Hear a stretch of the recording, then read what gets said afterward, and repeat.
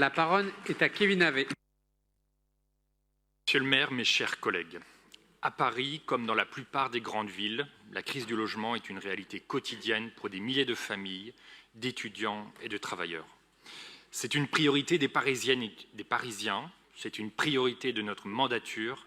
Merci, monsieur le maire, de l'inscrire dans les priorités de ce Conseil de Paris. Car trouver un logement est devenu un parcours du combattant pour les locataires. Si nous n'agissons pas, si nous ne régulons pas le marché, il sera demain impossible de se loger à Paris. Nous n'acceptons pas cette fatalité. La situation du logement à Paris est le résultat de dérives que nous devons corriger avec détermination. Parmi les premières causes de la baisse de l'offre de logement, je veux citer bien sûr les meublés touristiques. Leur développement ces dernières années a profondément déséquilibré le marché. En 2025, on ne comptait pas moins de 48 000 logements entiers proposés sur Airbnb pour Paris, pour ne pas citer cette plateforme, 75 000 sur l'ensemble du Grand Paris. Dans le 18e, avec Éric Lejoin, nous mettons la bataille pour le logement en priorité cardinale, avec un regard attentif, bien sûr, sur Montmartre, car entre 20 et 30% des logements y sont devenus des locations touristiques. Les logements loués en meublé touristique de manière permanente sont autant de biens retirés de la location longue durée. Oui, louer sa résidence principale quelques semaines par an est légitime et la loi l'autorise.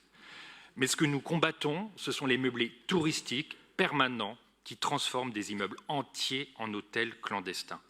Et les chiffres sont parlants. 41% des annonces de logements entiers sont portées par des multiloueurs à Paris. Nous refusons de voir Paris transformé en décor de cartes postales et en ville-musée où ne peuvent se loger que les touristes et les très riches propriétaires.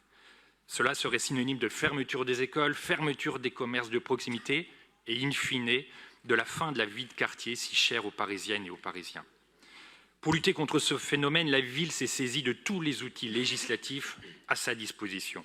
Et nous voulons aller plus loin, stopper définitivement le phénomène des multiloueurs devenus professionnels des meublés de tourisme permanent. Pour cela, nous avons besoin de l'engagement de l'État, notamment pour renforcer et garantir le pouvoir de contrôle, permettre les échanges de données et aller vers une interdiction globale des meublés permanents à l'échelle européenne.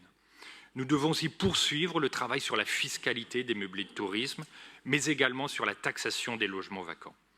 Ce sujet des logements inoccupés est également au cœur de nos préoccupations. Un logement sur 5 est vacant ou inoccupé, 300 000 logements. Comment accepter que des dizaines de milliers de logements soient inoccupés ou même seulement occupés occasionnellement, alors même que celles et ceux qui font vivre Paris peinent à s'y loger? Nous voulons lutter résolument contre ce phénomène avec tous les moyens dont nous disposons aujourd'hui, avec notamment la taxe sur la vacance des locaux d'habitation nouvellement votée que nous majorerons en 2027. Nous voulons aussi continuer à inciter les propriétaires à remettre leurs biens en location. Nous créerons pour cela un guichet unique qui permettra de les renseigner et de les accompagner en ce sens. Notre objectif est clair, mobiliser tous les moyens pour développer l'offre de logements disponibles à la location. C'est une priorité absolue, indispensable pour permettre une réelle mixité sociale et pour permettre à celles et ceux qui font vivre Paris, celles et ceux que nous applaudissions à nos fenêtres en mars 2020, de pouvoir aussi y vivre et y s'épanouir. Mes chers collègues, la crise du logement à Paris n'est pas une fatalité, elle est résultante de choix et notre majorité est déterminée à agir pour le logement digne pour toutes et tous. Ce plan d'action prend la mesure de l'urgence, car nous voulons un Paris où on vit dignement. Paris est à vous, Paris est à nous. Je vous remercie.